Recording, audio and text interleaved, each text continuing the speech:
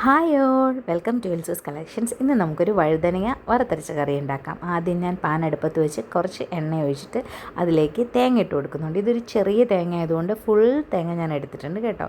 ഇത് നമുക്കിനി ഒരു ഗോൾഡൻ ബ്രൗൺ ആക്കി വറുത്തെടുക്കണം. എണ്ണയിൽ കണ്ടോ, കളറ് ചേഞ്ച് ആയിട്ട് വരുന്നുണ്ട്. ഗോൾഡൻ ബ്രൗൺ ആയി കഴിയുമ്പോൾ ഇതിലേക്ക് നമ്മൾ പൊടികൾ ആഡ് ചെയ്തിട്ട് ഇത് നന്നായിട്ട് മഷി പോലെ അരച്ചെടുക്കണം.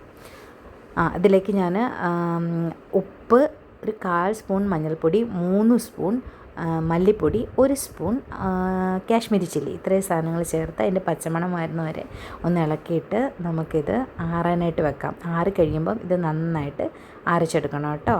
ഇനി നമുക്ക് അടുത്ത പാൻ വെച്ച് അതിലേക്ക് എണ്ണ ഒഴിച്ച് കടുക് പൊട്ടിച്ച് കുനുകുനാ അരിഞ്ഞ് വെച്ചിരിക്കുന്ന ഇഞ്ചി വെളുത്തുള്ളി ഇട്ട് കൊടുക്കുക. അതിലേക്ക് വറ്റൽമുളക് ഇട്ട് കൊടുത്തിട്ടുണ്ട്. ഞാൻ ഒരു 3 വറ്റൽമുളക് ഇട്ട് കൊടുത്തിട്ടുണ്ട്.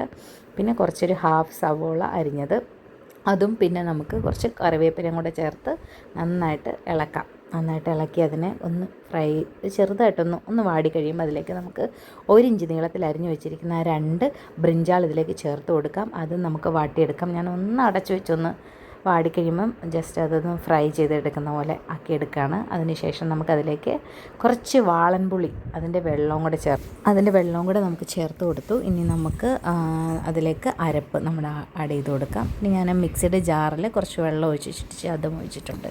തിള പൊട്ടി കഴിയുമ്പോൾ നമ്മുടെ കറി റെഡിയാവും. എല്ലാവരും ട്രൈ ചെയ്ത് നോക്കണം. Thank you for watching. Bye bye.